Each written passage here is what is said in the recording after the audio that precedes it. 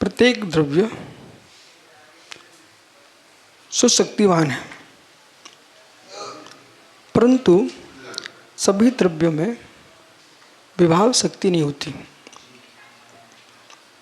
स्वभाव शक्ति सभी द्रव्यों में होती है, विभाव शक्ति माँ जीव पुद्गल में होती है। से द्रव्यों स्वभाव शक्ति ही होती है। जहाँ मात्र अर्थ पर्याय का प्रमाण है, वहाँ मात्र स्वभाव शक्ति के ही दर्शन होते हैं।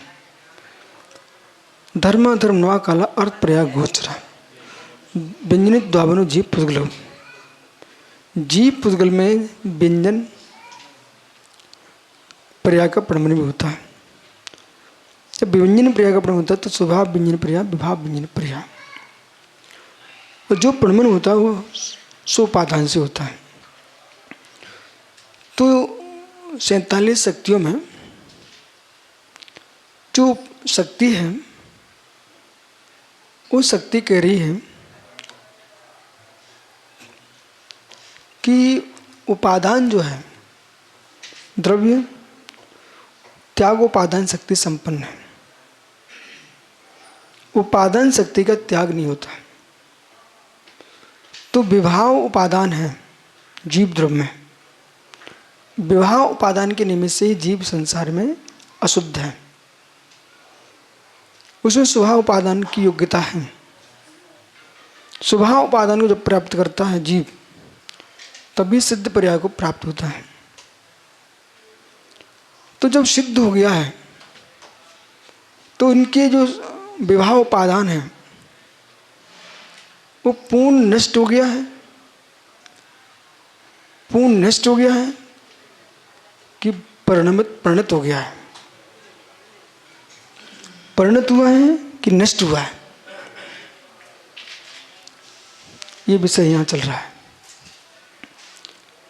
अवग्रीय अवाय धारणा, दर्शन अवग्रीय धारणा, इनमें भेद है।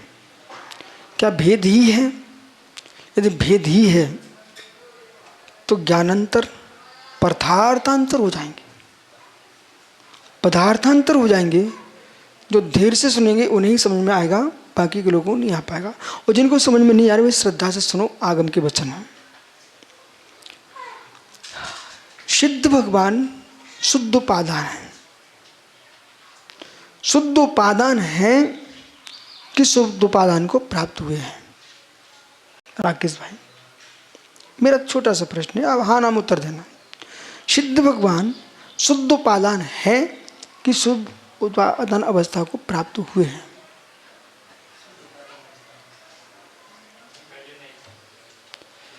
शुद्ध उपादान अवस्था को प्राप्त हुए हैं कि शुद्ध पर्याय को प्राप्त हुए हैं? तो शुद्ध उपादान तो त्रैकालिक था उनमें, उसके बल पर शुद्ध पर्याय को प्राप्त हुए। बराबर। अब देखिए, अशुद्ध उपादान उन्होंने प्राप्त किया कि अशुद्ध उपादान पूर्व से था उस जीव को? पूर्व से ही था। बिल्कुल सत्य है। इनको ऐसे सम घेर रहा है मैं, अब इनको चारों तरफ घेर लिया इनको मैंने, ठीक है। अब जो सिद्ध भगवान हो चुके हैं उनके स्वभाव उपादान प्रकट हो चुका है। विवाह उपादान का व्यय हो गया। तो व्यय होने पर कि वह विवाह उपादान कि किसी भी अवस्था के कारण उनके पास नहीं है। निसंग सागर जी, सिद्धों के अशुद्ध उपादान क्या नहीं है? समकित सागर जी,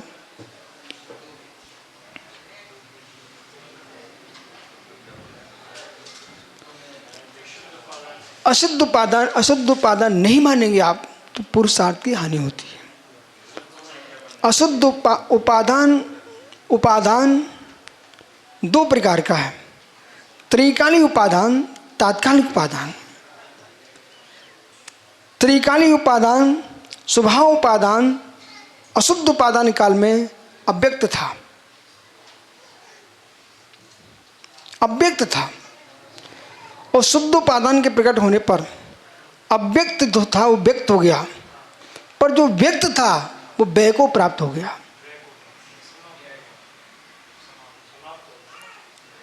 मैं व्यय को प्राप्त बोल रहा हूं, बराबर। व्यय को प्राप्त हो गया। अब व्यय को प्राप्त कैसा हो गया? प्रकट रूप नहीं है इसलिए व्यय को प्राप्त हो गया। उससे होने वाला कार्य नहीं हो रहा अभी शुद्ध अवस्था में, इसलिए व्यय को प्राप्त है। लेकिन उपादान का नाश, निरवयव नाश नहीं है। क्यों नहीं है? अशुद्ध से ही शुद्ध हुआ है। भूत प्रज्ञापन की अपेक्षा से वे भी अभी अशुद्ध हैं। यदि ऐसा नहीं मानोगे, ऐसा नहीं मानोगे तो पुरुषार्थ किसने किसका किया?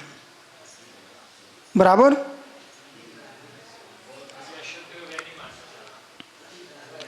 अब यहां वैसे मतलब उस अशुद्ध उपादान से जो कार्य हो रहा था उस कार्य का व्यय हो गया, इसलिए मैं कह रहा हूं। पर उपादान का विनाश नहीं हुआ, उपादान का विनाश नहीं हुआ। कार्य क्या था? सुनिए इधर देखो। जीव द्रव्य अपेक्षा मिथ्यात् राग, क्रोध कामादिक भाव, रागादिक भाव, ये अशुद्ध उपादान है, अशुद्ध निश्चय है। ये जीव का क्या है? अशुद्ध उपादान है। ये अशुद्ध उपादान है। अब शुद्ध विवाह उपादान की बात कर रहे हैं, उसका नाम अरहंत अवस्था है। क्या गजब! तुम टेढ़े मेढ़े प्रश्न कर लो, सामान्य आदमी उत्तर नहीं दे पाएगा, क्योंकि इनने क्या जोड़ के रखा है? शुद्ध विभाव। शुद्ध विभाव क्यों बोला? ज्ञान दर्शन शुद्ध हो गया अरहंत भगवान के, लेकिन संसार का अभाव नहीं हुआ है। विषय पकड़ो ना आप लोग। ज्ञान दर्शन शुद्ध हो गया तो शुद्ध विवाह उपादान। विवाह गजब! बड़ा भाई क्या प्रश्न लेके आया।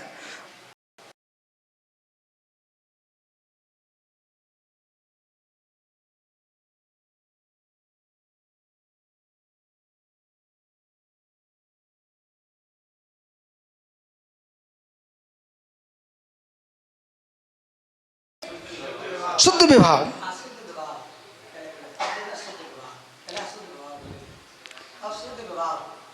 अरे भाई शुद्ध विभाव का उत्तर दे रहा हूं मैं। ज्ञान दर्शन शुद्ध हो गया है आत्मा का, कहाँ?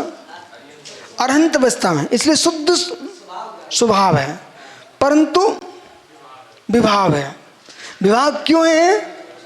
क्योंकि वे संसार में गुणस्थान मार्गणा से युक्त हैं और अशुद्ध आत्मा है, कर्म संयुक्त हैं, इसलिए शुद्धात्मा ही कहलाएगी सिद्धांत अपेक्षा। चलो ठीक, क्या है ही वो तो।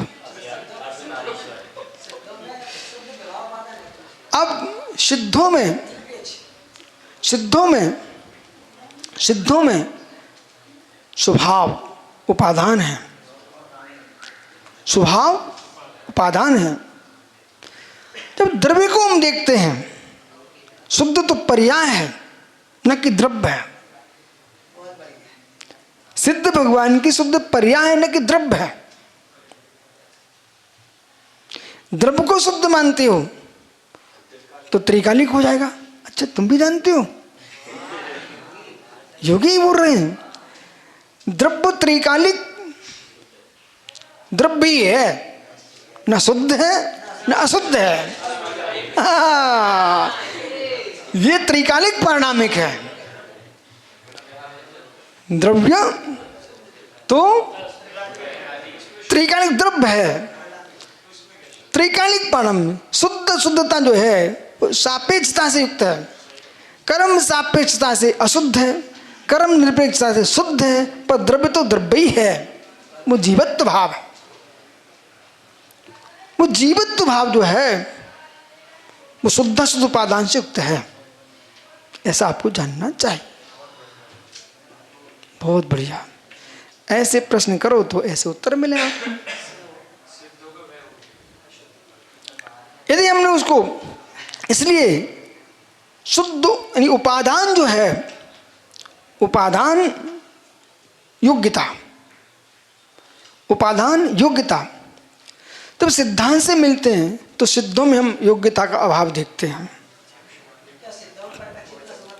ठीक है, सिद्धों में हम देखते हैं ये थोड़ा सा कुटिल जीव है, प्रश्न करके मुस्कुराए और मुंडी ऐसे करे। सुनो, है मित्र, हाँ, उकसाना जानता भैया। तो क्या हुआ पंडित जी, जो जीव द्रव्य है वो त्रैकालिक है। शुद्ध अवस्था, अशुद्ध अवस्था, कथनचित त्रैकालिक, अशुद्ध अवस्था। शुद्ध अवस्था त्रैकालिक है ही नहीं, अशुद्ध अवस्था त्रैकालिक हो सकती है। नाना जी अपेक्षा अभव्य जीव की संसार अवस्था त्रैकालिक है। अभव्य जीव की संसार अवस्था त्रैकालिक है, परंतु जो जीव शुद्ध हुआ है उसकी अशुद्ध अवस्था त्रैकालिक नहीं है। वो शुद्ध हो गया ना तो नष्ट हो गई, और शुद्ध अवस्था तो त्रैकालिक एक जीव अपेक्षा हो ही नहीं सकती। पहले आप अपने प्रश्न का एक उत्तर सुनो। ये सब ज्ञानी लोग बैठे हैं, ये टोक देंगे मुझे। एक मिनट सुनो, सुपरहित देखना चाहिए। शुद्ध अवस्था आत्मा की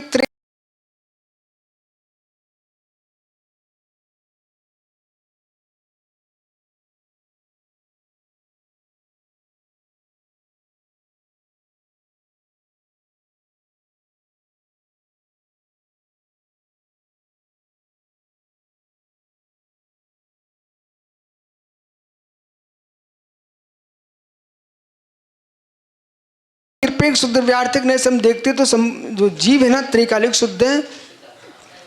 अन्नोनम पविशंता दुनता उगास मन मन से मिलंत सगम समन विजंती। इस दृष्टि से शुद्ध अवस्था त्रैकालिक है, अपने स्वरूप का त्याग नहीं करती आत्मा त्रैकालिक है। इस अपेक्षा से शुद्ध अवस्था त्रैकालिक है। ये सब सुनते जाना, समझ में नहीं आए तब भी सुनते जाना। अब दूसरे अपेक्षा से शुद्ध अवस्था त्रैकालिक नहीं हो सकती। एक पक्ष तो समझ में आ गया सबको, हमने आपको समझा दिया। अब दूसरा पक्ष में क्या बोल रहा हूं, शुद्ध अवस्था आत्मा की त्रैकालिक नहीं हो सकती है। इस पर बोलो कैसे? ऐसे संसार में जो अभव्य जीव है वो तो त्रैकालिक रह सकता है, बराबर। इसको तो बराबर कहिए आप, उसकी अशुद्धता भी त्रैकालिक है, बराबर। लेकिन जो भव्य जीव है, सिद्ध बनने की योग्यता रखता है, वो सादी अनंत है। सिद्ध पर्याय क्या है? सादी अनंत पर्याय है। वो सादी अनंत पर्याय सिद्ध पर्याय नियम से प्रकट होती है, पर नाश नहीं होता है, इसे त्रैकालिक नहीं है। बराबर नहीं है कि? इधर देखो, इधर देखो, आप जितनी चतुराई से बात कर रहे हो, जहाँ का पानी आपने पिया है शायद दूसरे ने वहीं का पानी पिया है। शायद दूसरे ने भी वहीं का पानी पिया है और हमारे कमलांकुर भी पी के आए हैं, बराबर पंडित जी। अब सुनिए पंडित जी, कितनी चतुराई से बात कर रहा भाई। पंडित जी, असमान जाति पर्याय शब्द बोलना सीखिए पहले आप।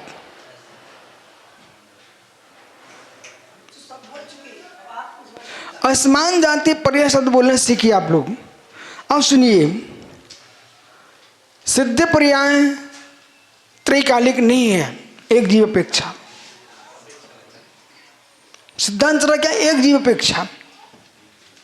ये ध्यान रखना बालक, टेढ़े मेढ़े जीव मिले तो आप स्वयं को ध्यान रखना पड़ेगा।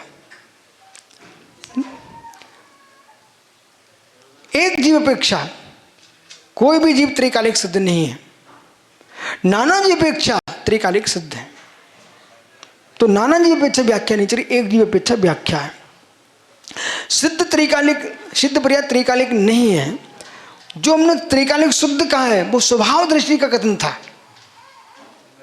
अब पर्याय दृष्टि से कथन चल रहा है। यदि स्वभाव को ही हमने मान लिया तो पुरुषार्थ की हानि होती है। स्वभाव को ही मान लिया तो आप जैन नहीं बचते हो। आप जो है शास्त्रीय भाषा आप जो है अनुपाय सिद्ध होते हो। वो अनुपाय सिद्ध जिनेश्वर का सिद्धांत नहीं, महेश्वर का सिद्धांत है। जिनेश्वर का सिद्धांत तो उपाय सिद्ध है। मग्गो मग्ग फलमी हमारे पास ये गाथा है, महेश्वर के पास ये गाथा नहीं है, ये जिनेश्वर के पास गाथा है। ये उपाय सिद्ध है। मोक्ष मार्ग नेतारम भेतारम कर्म भूताम ज्ञातारम सत्तम बंधितम लब्धि सम्यक दर्शन ज्ञान चार्टन। मोक्ष मार्ग ये उपाय सिद्ध के लिए है, अशुद्ध आत्मा है इसलिए गाथा है, इसलिए सूत्र है। और पर्याय द्रव्य से रहित नहीं होती है। बिल्कुल बराबर, आपने बिल्कुल सही कहा है। आपने बिल्कुल पंडित हो अपना पज्जन दबन पज्जन नथी दोनों भावा समना पड़ूरवंती। लेकिन आपको इतना विवेक पूर्वक समझना चाहिए, पर्याय से रहित द्रव्य नहीं होता, द्रव्य से पर्याय नहीं होती है, पर पर्याय परिणमशील होती है। ये तो जानना चाहिए। कहाँ बुद्धि चलने चली गई थी। पर्याय से रहित द्रव्य अवश्य नहीं होता है, पर द्रव्य से रहित पर्याय भी नहीं होती है। पर्याय से रहित नहीं होता है पर पर्याय वही हो ऐसा नहीं होता है। पर्याय शब्द का परिभाषा कीजिए, पर्याय की परिभाषा कीजिए। आप पर्याय की परिभाषा कीजिए। पर्याय को आप रूढ़ी में क्यों लेते हो? पर्याय जो है ना रूढ़िवाची शब्द नहीं है। पर्याय जो शब्द है वो बिल्कुल वैज्ञानिक शब्द है जो परिणमशील होता है, उसका नाम पर्याय है। पर्याय यानी विकार, पर्याय यानी परिणाम, पर्याय यानी परिणमशीलता। तो मित्र आपको बोध होना चाहिए।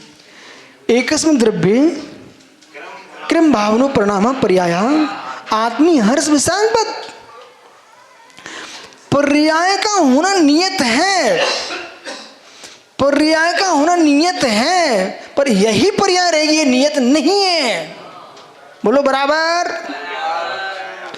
बराबर। देखो ऐसे एकांकी पंडित को बराबर कहलवा लिया। अब खैरिए ना, पुरुषार्थ कहाँ आएगा? हे पुरुष, जो पर्यायों को प्राप्त कर रहा है वही तो पुरुष है। जो पर्यायों को प्राप्त हो रहा है, जीव द्रव्य की अपेक्षा कथन कर रहा हूं, जो पर्यायों को प्राप्त हो रहा है, पर्यायों को प्राप्त था, पर्यायों को प्राप्त होगा, वही पुरुष है। हे पुरुष, पर्यायों को प्राप्त होना ही तेरा पुरुषार्थ है पगले। इसलिए पर्याय का होना, अब पर्याय का कैसा होना? अशुद्ध पर्याय का होना एक सामान्य विषय है। पर्यायों का होना सामान्य विषय है। कौन से पर्याय होना चाहिए ये पुरुषार्थ का विषय है। इसलिए आप नियतिवादी मिथ्या दृष्टि हो सकते हो, लेकिन मैं नियत सम्यक नियतवादी में हूं। अब सुनिए पंडित जी, राकेश भाई आप 363 मिथ्या में तुम प्रवेश मत कीजिए। भगवान निकले नहीं, कौन बोल रहा है? भगवान नेमिचंद सिद्धांत चक्रवर्ती देव ने गुम्मट सार क्रम कांड में मिथ्या नीति सम्यक नीति की व्याख्या की है। यह क्या समझना पंडित सुनिए, अशुद्ध पर्याय में भी दो प्रकार का प्रमाण है। अब भाई इसे राजभार ये विषय तो गया, ये लाइन इनको समझाना बहुत जरूरी। समझा दूँ क्या? देखो इस समय क्या भले मैं बकता हूँ, पर जिस विषय को लेकर बैठा जाता है तो प्रधानता छात्रों की रहती है, उनकी अनुमति लेना बहुत ज़रूरी है। तो ऐसा हमारी सभा का नियम होता है। तो क्या संकेत सागर इनको समझाया जाए? बेसमझे ना समझे, उनके निमित्त से आप तो समझ ही जाओगे ना, ऐसा करना पड़ता। हमने पर्याय को दो प्रकार से कथन किया। एक पर्याय के प्रमाण में पुरुषार्थ लगता है, एक पर्याय के प्रमाण में पुरुषार्थ बिल्कुल भी काम नहीं करता। एक क्षण को शांत हो जाओ। बिल्कुल भी पुरुषार्थ काम नहीं करता। वो कैसा कैसा? मैं मनुष्य हूँ,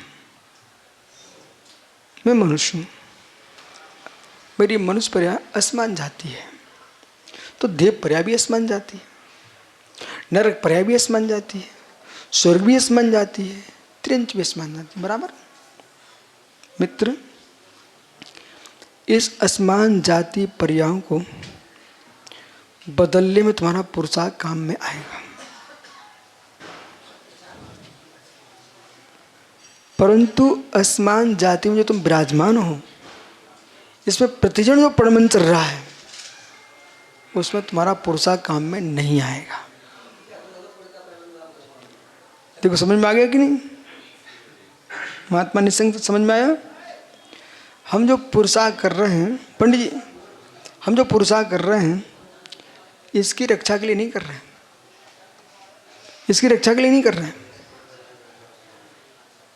हमारा पुरुषार्थ जो चल रहा है, ये असमान जाति पर्याय भविष्य में कोई स्थूल तथा प्रमाण काल ऋषुत नए में हम अशुभ गति में प्रवेश ना कर जाए, उसके लिए हमारा रत्नात्रय धर्म का पुरुषार्थ है। नहीं कोई ये कहे कि तुम पुरुषार्थ करे, फिर बूढ़े क्यों हो रहे, तुम तो मुनि महाराज बन गए, वृद्ध क्यों हो रहे, बाल सफेद क्यों हो गए, इनमें कोई का पुरुषार्थ लगता नहीं। तो ये पंडित कहाँ पकड़ता है? वो आप लोग पकड़ने से लड़ते रहते, इससे अपन जीत नहीं पाओगे।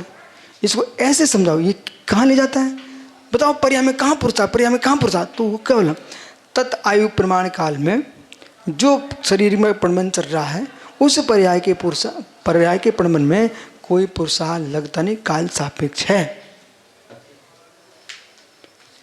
कांगे राय कमलांकुर पंडित चंबली ठीक बोल गया, वो मैंने बुलवा दिया।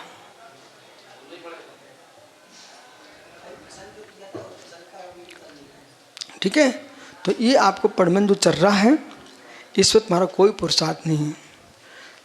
पुनः चलते हैं, जो सहज अर्थ पर्याय का प्रबंध चल रहा है, इस पर भी तुम्हारा कोई पुरुषार्थ नहीं है। फिर पुरुषार्थ किस बात पर है? इधर आइए, जो अशुद्ध द्रव्यार्थिक नैसी जो प्रबंध चल रहा है, राग काम क्रोधादि रागादिक भाव आला पद्धति में पहुंची, क्रोधादि कर्मज भावात्मा, इस पर तुम्हारा पुरुषार्थ चलेगा। इस पुरुषार्थ करके ही वो कर्मज भाव को नाश करके स्वभाव भाव को प्रकट करेंगे। इसलिए आप पुरुषार्थ करिए। आपके सिद्धों ने पुरुषार्थ किया है, आपके अरहंतों ने पुरुषार्थ किया है। ऐसा मित्र आप भी पुरुषार्थ करेंगे तो आप भी वहाँ पहुँच जाओगे। अब तो ऐसा है, ये अपने पुराने स्वभाव के पास आ गए हैं। अब राकेश अपने पुराने स्वभाव के पास आ गए हैं।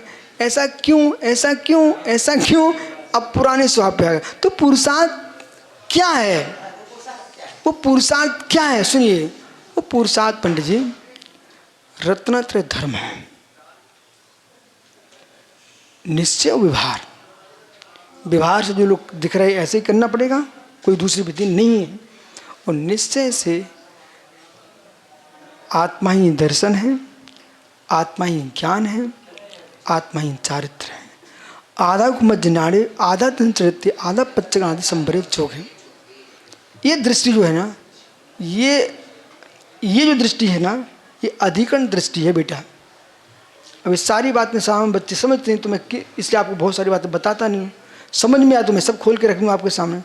ये जो कथन चल रहा है, अधिकरण दृष्टि का कथन है, आधे का कथन नहीं है। अधिकरण दृष्टि है। अब ये राकेश भग जाता बीच बीच में, रहे तो सबके सामने विषय खुले। अधिकरण दृष्टि है, आधे दृष्टि नहीं है। आधे दृष्टि से प्रणमन है, भिन्नत्व है। वो अधिकरण दृष्टि से अभिन्नत्व है। आत्मा को ये आपने प्रत्याख्यान बोल दिया, तो आत्मा प्रत्याख्यान, अरे आत्मा में ही प्रत्याख्यान होता है, इसलिए आत्मा प्रत्याख्यान बोल दिया। लेकिन प्रत्याख्यान तो परवस्तु का होगा। इसलिए प्रत्याख्यान जो है ज्ञान से हो रहा है, ज्ञान कर रहा है, इसलिए स्वभाव है। पर प्रत्याख्यान जो है प्रत्यक्ष का चल रहा है, इसलिए विभाव है। क्या गजब रहा। प्रत्यख्यान स्वभावभूत भी है, प्रत्यख्यान विभावभूत